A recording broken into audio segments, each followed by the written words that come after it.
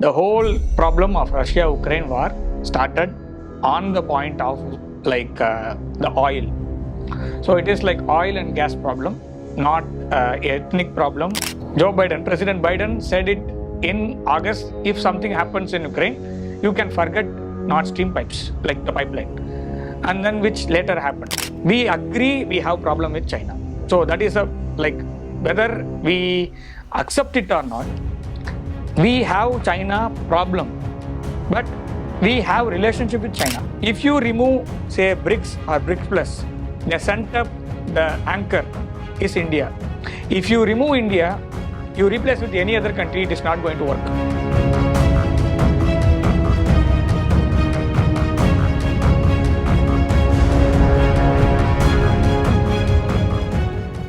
Namaskaram, welcome to Shri TV World. Today we have a geopolitical analyst who is known to many people in Chennai, in Tamil Nadu, but I would prefer you should be heard more and outside Tamil Nadu as well. So I'm really happy to welcome Shri Ganeshkumar. Namaskaram. Namaskaram. How are you, Swami? I'm fine. Good. I'm good. So, I guess we are in a very complex world. I guess after globalization, things have changed completely, drastically. I still believe that the Russia-Ukraine war is still on. Yes, it is. Right. So there is no news about it because a much bigger war is happening somewhere, Iran and US. I guess once Israel done with the Gaza Strip, we thought things will just kind of come to an end. But then this took a new shape, and then the entire world is struggling with regards to fuel, oil, a lot of things that government actually trying to curb to ensure that their petrol reserves are okay. So at what stage are we now? Are we seeing an end to the war? Actually, we are not at the end of the war, but we are negotiating. I mean, the whole world is negotiating with already available world order, which is we know. And then we are eyeing, the whole world is eyeing for a new world order. That is what it's, the status quo is on. So the whole world is looking for solutions at three different points. So all the three connected to three seas. So one is Black Sea, another one is Red Sea, another one is Strait of Hormuz. So these three sea problem. And then there is some problem at Mediterranean's east, that is Gaza, that is your Israel-Gaza war. So all these things can be connected, and then all these things are intertwined one over another. So since you asked about Russia-Ukraine, I will start with Russia-Ukraine. The whole problem of Russia-Ukraine war started on the point of the oil.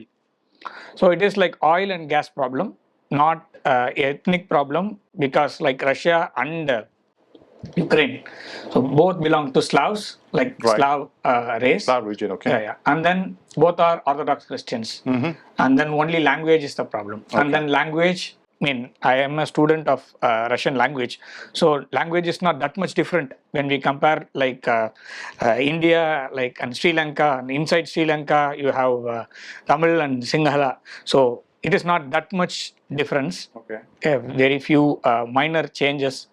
We don't believe that all these 5 years of war is because of the minor changes in the language. No.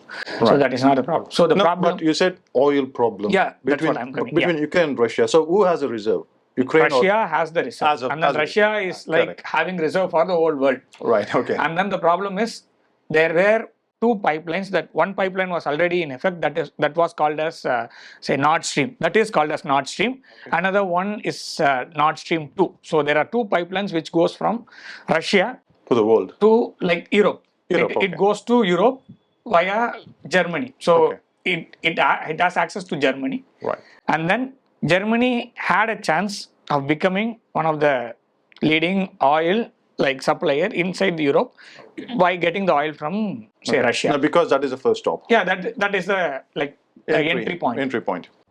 Now, when the Nord Stream 2 happened, Joe Biden was the president that time. Okay.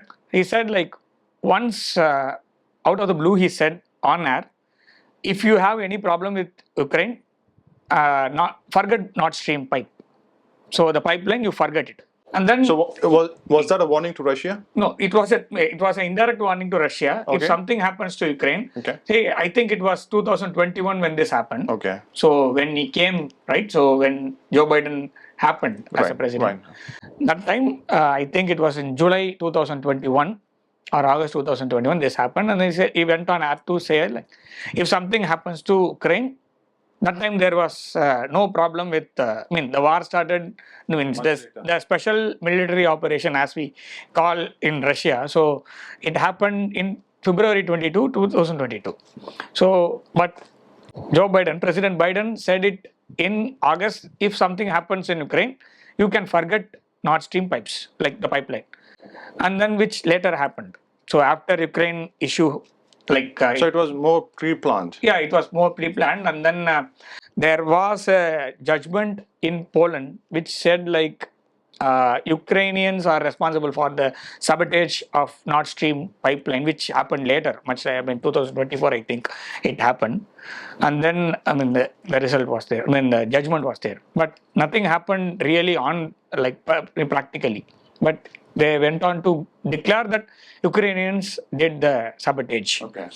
There are pipelines still on from Russia to Europe via Ukraine. So even our Honorable Minister of External Affairs said, you are using Ukraine for your supply chain. So you have the pipeline which goes from Russia to Europe via Ukraine. So that is not the problem. That is Nord Stream now the problem comes when you bypass Ukraine and then you go directly from Russia to Germany via sea. So I don't have any mediator. I don't have to pay anyone in between. So the gas and say the oil goes directly from Russia to Europe. So that comes the first issue. Okay. That was the first point in the differences between, say, UK, US, and Russia. So we all know who controls Ukraine. So whether we agree it or not, Ukraine is a vassal state in between Russia and European Union, which is controlled by EU, UK, and say US. Right. And then we know, like, even if UK is not going to support, even if EU is not going to support Ukraine, there is always US which is going to support Ukraine, because that is very important place. So there are very few places in the world where the US will not lose the grip. One is Ukraine, another one is Pakistan, another one is Taiwan. So UK will not leave Falklands. So these are the areas where they will have their presence. And Diego Garcia, even our own, like in our territory, like next to our territory, like 2,000 kilometers from Chennai, you have a NATO base controlled by UK and US. That island of Diego Garcia, the whole Chagos Island went to, say, when it was given back by the UK, but not Diego Garcia. And then UK, like, even though if it wants to give Chagos and including Diego Garcia, US is not allowing it to give it. So that is a problem. So these are the areas where they will always have the grip. So Ukraine is a key point of contact with, say, Russia.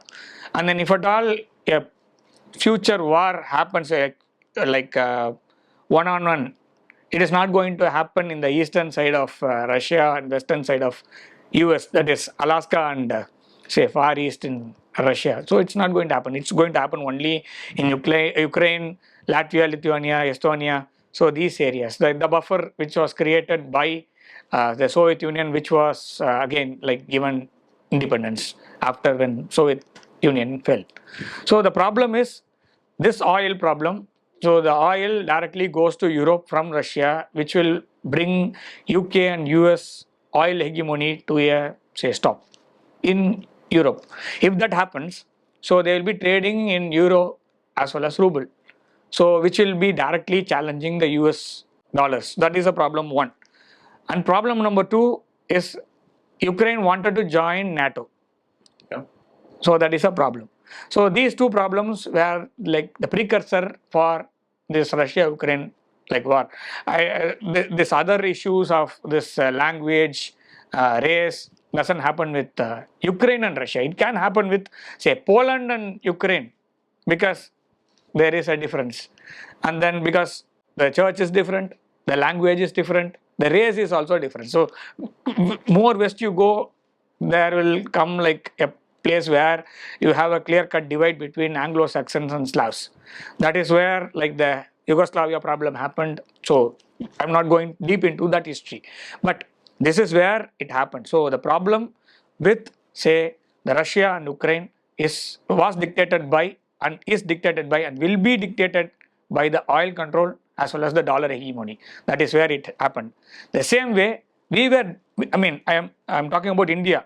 India was summoned there. I mean, the West wanted India to take side, which we even now we are not doing it, because we don't have an idea of taking sides. Even though we have a good relationship with Russia, we always stood like the neutrality, like we always had the neutrality, we stood neutral. So that is where they had an opportunity in having another ally of India, Israel, in Gaza.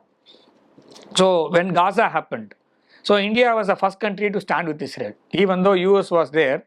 But the first point, like Prime Minister Modi, I'm talking about October 7th incident. So October 7th, day one, when it happened, even before the things came into control of Israel, Prime Minister Modi said like it is not like fair to attack civilians, and then it is terrorism act. It was act of terrorism, and it is act of terrorism on October 7th. Later on, when Israel started like going on and on and on in Gaza, India said like it is not time of war. So you have to stop somewhere.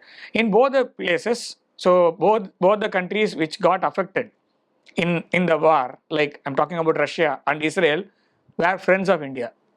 I mean, are friends of India, and will be friends of India. Right. And then it was, is, and will be. So the problem is these two countries stood by India whenever India was in problem. So we can take from, say, 1960s, because 49, like Russia was like the Soviet Union, and then 1971 again it was there. When we take 71, again Israel also played a crucial role in India's strategic victory over say Pakistan. That time US was siding with Pakistan, whole NATO was siding with Pakistan, but Israel helped India to win over Pakistan. So this was there. And then when two of your friends are in problem, when two of your, say, very important friends are in problem, you cannot go to war directly. So that is why we took side whenever it is needed, and we remained neutral whenever it is needed. Even during the, say, Operation Sindoor time, so I'm talking about 1 year back. So Russia and Israel were there, but they were also in problem. So they are having their own wars to face. We cannot go we cannot go on a full-fledged war against Pakistan that time, because, say, we have supply chain issues. Even though we had every resource and we stopped the war, I mean, on our own, on the request, and say Pakistan pleaded for a ceasefire, we gave them. So that is there. But still, when three countries, so who are good friends, and then when all the three have problem, we know what is continued. So when all these war stops, when we talk about Pakistan issue, the POK problem, when it stops, when Gaza-Israel problem stops, and Russia-Ukraine problem stops, we will have a new world order. That is what we are looking at. And there is another one, Taiwan. So Taiwan is also there. And then Xi Jinping said, see, India has no place India has a strategic autonomy, and we don't poke nose into other countries' issue unless until they do something to provocate us. The same way, we are waiting for something to happen in these four areas. So after that, we can see a new world. That is what I'm saying. In fact, as we know it, because it is very complicated, we know we are in the BRICS, where China is also there. And again, we have issues with China with regards to the Galwan, with regards to Arunachal Pradesh, and the northeast states, right? We have problem. We have, in fact, as you know, the Meitei cookie problem in Manipur. And we have Coco Island problem. We have Amandota problem. Yes. So we have a lot of issues with China, and still we are in BRICS, and still I guess we had the very popular G20 not so long ago, I guess almost 2 years back, right? So all the countries were together, all happy, and suddenly this has happened after October 7, 2024, correct? So the new world order, as you are talking about, right, with regards to dollar losing its value, and is US trying to just hold its control, because we know that they took over Venezuela, right, completely, and I guess they are also eyeing South America as much as possible. Yes. There's not just one region they are targeting. I guess they are just trying to take control all over the world again. So is there a possibility that they can succeed? Actually, the problem is more complicated because we cannot take only China as an adversary. Right. We have Pakistan. So, but Pakistan, as you said, is a vassal Pakistan is a vassal state of both US and US UK. and China. And it has, I mean, Pakistan. I guess you should name China. Pakistan. I mean, Pakistan is a artificial state created by UK, correct, maintained by US, right, and sometimes China will also maintain. So this is condition of Pakistan, which gets from Islamic side some support money because it calls itself as a Islamic Republic of Pakistan. But I don't believe there is something Islam there. I don't believe there is a republic there. So only Pakistan, even Pakistan name. So Kashmir is ours. So Sindh, I don't know when it will happen. Baluchistan. So Pakistan is it's a vassal, it's a artificial, and it is a terror funded state, which is held in control by the army. So if at all there is a country in the world which is run by an army, so that is Pakistan, because every country will be run for the people, by the people, of the people, of the army, by the army, and that is how Pakistan is run. And then sometimes ISI dictates the terms and conditions in Pakistan. That is Pakistan's actual issue. The problem with China, we agree we have problem with China. So that is whether we accept it or not, we have China problem, but we have relationship with China. So even one of ambassadors of China, some 20-30 years back, he said India has culturally conquered China, and without sending a soldier across the border, it has conquered and culturally controlled China for over 20 centuries, talking about 2000 years. So that is the condition of China. So even China appears something different. So the Confucianism, so all the the thought process, it went from India. And we have differences, yes. We had wars, yes. But is it solvable? Yes. It can get solved. The only point is, my point of view is, Xi Jinping, along with the Politburo, must decide whether we are having good relationship with India and the world, and to take over the West, because these two cannot happen parallelly. So the thing is, you cannot fight with India as well as versus the West. So this is not going to happen. So only thing, China is trying to win a trade war. It is almost having an advantage. I won't say it has won the trade war. It is having the advantage. The trade war is not yet over. And then the dragon is it has grown. So not a problem. Only problem is dragon has to decide. So Xi Jinping will, according to me, he'll not make the same mistake what something happened in the Germany in 1940s. So in Germany in 1940s something happened. Someone took on two sides, which was problem.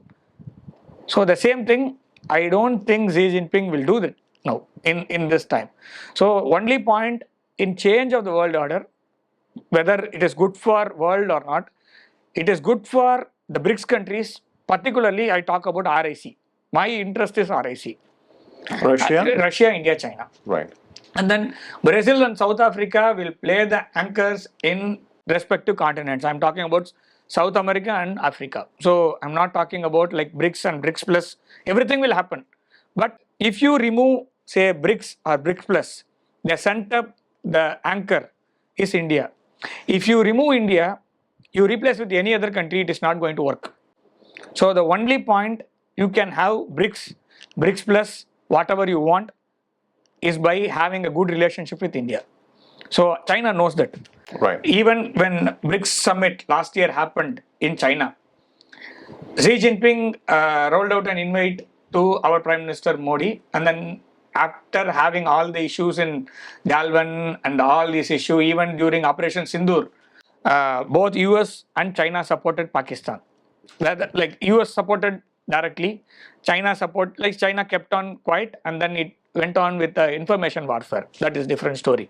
But in both the conditions, one thing was sure. So both say the West as well as China, they are not with India that time. So they were with Pakistan, and then we have reason for China supporting Pakistan because they have CPEC, and then even CPEC will not work when India say gets back POK.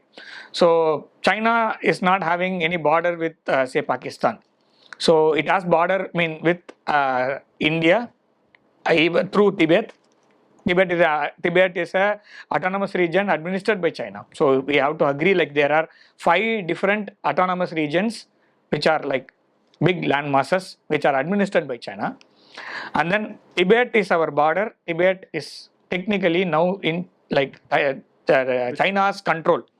So when we get back Pakistan occupied Kashmir, so your CPEC is dead. So even like if you spend lots and lots of money, so you have to pass through my territory. I'm talking about India's territory, and then you have to go to Tibet, even if you claim Tibet is China's property.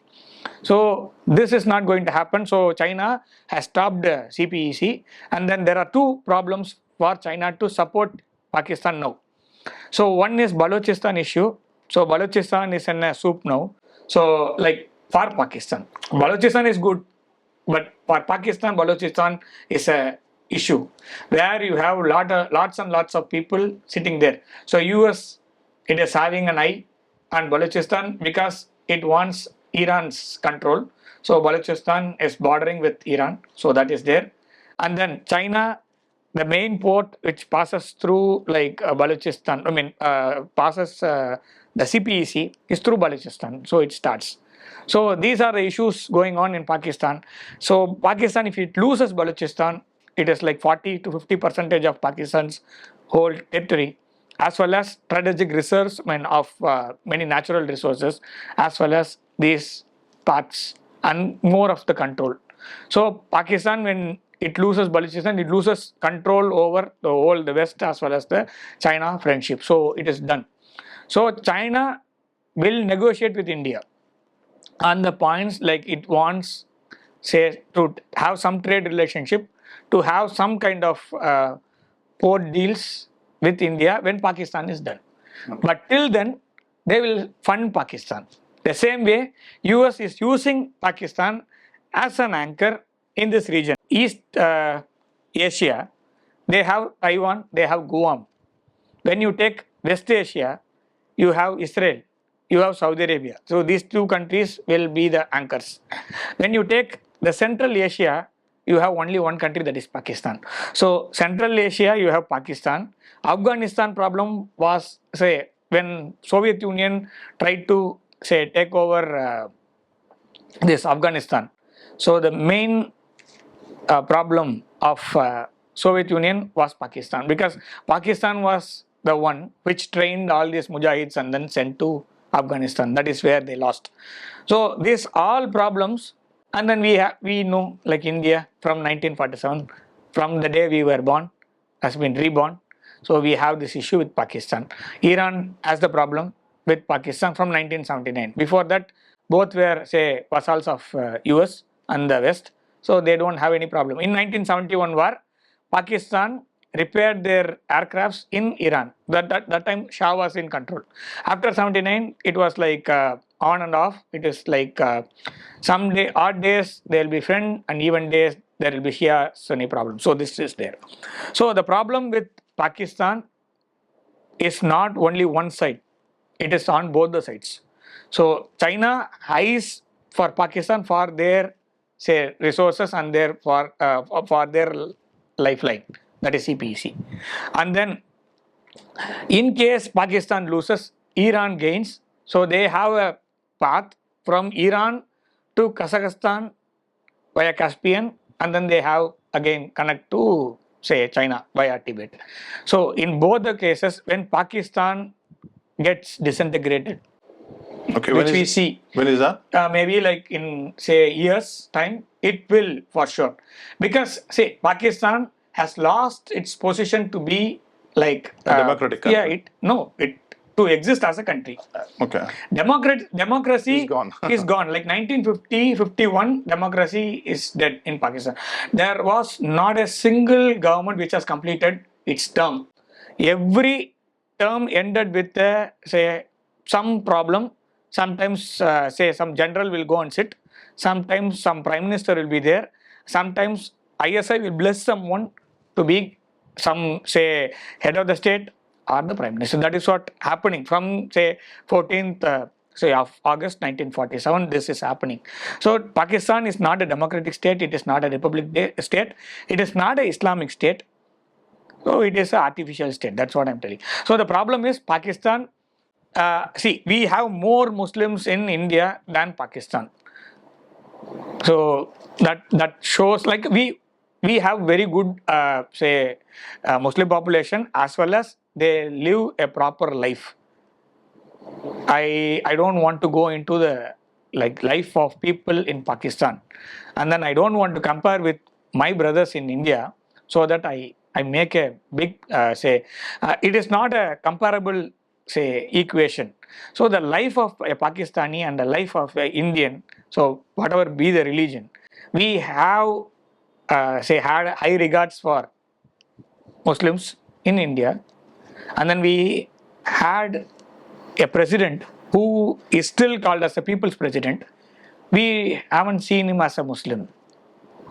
If you are a good person, if you are a nationalist, if you have love for the country, there is no hold for you to become the president of India. That is the highest office in India. So that we have given. Show me what happened in Pakistan. In fact, talking about it, say we have these issues, right? So how long do you think this oil problem exists? The oil problem will go down when we have the change in the resource. So which is supposed to be your say rare earth minerals. That is where this started. So one point where it started was the oil control of Russia and say West Asia and even say Far East. So you have wherever the oil is, the problem persisted. Now in 2025 September month in BRICS summit, so Lula said, why can't we go for say our own currencies? So that was the point. After that, President Trump, he completely changed his equation. He started working on say various tariffs, and then say sanctions, and then reciprocal sanctions, I mean tariffs, as well as more and more sanctions on all the countries. And then he went on to threaten, like if BRICS uses a new currency, we'll sanction all the BRICS countries. That time, 5 more countries joined BRICS. So out of 5, 2 are in direct war with each other. So one is Iran, another one is UAE. So you have Ethiopia, Iran, UAE, all the three in a same straight line from say Africa to Central Asia. So if you draw a line, Saudi Arabia, it wanted to join BRICS, but somehow or other, like something happened, and US was able to say stop Saudi Arabia by giving something or telling something to stop them from joining BRICS. So this is what happened in that time. And later on, China started having, say China directly said like it has a monopoly in the rare earth minerals and the magnets we know. So all the electric vehicles we know. So it can be controlled. But in fact, we had a news of finding lithium in Yes. Kashmir. Yes, we have many places where lithium is available. Right. But like extracting that, purifying and making it as a ready-made product. Processed. Okay. The processed thing, and then to give it as a end product, China has the monopoly. So that is a problem. So China has a monopoly, and that US thought okay, it is threatening the whole, say, world by having monopoly in it. Right. Actually, US has a monopoly in the currency as well as the oil. But now it is having, say, problem with China. So China is winning in the new technology which is coming up. So oil you need to transport, oil you need to, say, have a pipeline, you need refineries, and then every now and then you have to, say, transport it. But if you take electricity, so electric car, so the problem gets solved, and then you have an like upper edge using, say, electric car solves the problem of both, say, uh, like pollution issue as well as like many issues are solved in electric. But US, it doesn't wants to give the China the edge. So it is stopping, say, China for now to become a like EV giant or something. So already we know BYD has BYD won the race in the EV with Tesla, and then Tesla, it wants India to have a factory, but again, it directly many of the US politicians have said it on air, say we want India to like take over China but not to take over completely. So they want to replace China with India but not completely. So they want to with some people have directly said like we don't want to do the mistake of what we did with China. I'm talking about US politicians. They have said like, see, we have done problems and we have done some mistakes with China. Yes. And we don't want to repeat that mistake with India. That means like they don't want to give India the edge. So to become, say, Atmanirbhar. So they will have India under the control. Under that terms and condition, they will give the technology transfer. But India, it is not ready for that. So this is what is happening, and this war will take its own course. And every country, it will go with the supply chain. Whatever is happening now, it will continue for some time. And every country will try to have their own technology, their own problem solving thing, and then we are connected. See, globalization happened. Whether it is good or not, whether it is good or bad, we are not debating now. Now we are living in a globalized world. Every supply chain has to pass through every country. So no country in the world can be, say, self-sustained or self-sustainable. So you need to get products from various, say, part of the world. So the problem, US, even it tries to take over like China, it has this supply chain problem. So they will lose in that, say, trade war in the supply chain the venue. So India, it knows we have problem with China, we have problem with US, but still we are working on Atmanirbhar. So that is that is the whole world's idea. Actually, the whole world, even President Putin, he said in one of his speeches, he said like India is very good, doing very good, and then it has a very good idea of this Atmanirbhar. So this war, even though it is on, whether it stops, this supply chain will run for some time. After that, every country will try to have its own, say, production lines. Even though we run a globalized world, we will try to create. So I'm not talking about only India. Every country in the world will try to have its own control, because whatever we have seen in last 30-40 years, so every country has, say, it has waken up. So and then they wanted to have their own, say, infrastructure. And during the COVID, we know how the so-called developed countries negotiated. Give me your area, like give me your base, so that we will give you vaccine. So that was the terms and conditions which was given. So that kind of arm twisting diplomacy will not happen in the future. So what will happen is like we will have democratized technology, or we will have controlled, say, technology which is for the future. And then each and every country will have its own version of the technology. That will be happening. That is what I'm seeing. Okay. So, Ganeshji, thank you very much for speaking elaborately in what people otherwise might not know. I guess we hear a lot of things here and there in news, and as you know, with the country US, There's one news today and it's exactly opposite the next day. And so much of uncertainty over the new world order. Whenever it happens, okay, hope it happens for good. Anyway, thank you very much for joining Street TV World. Vande Mataram ji.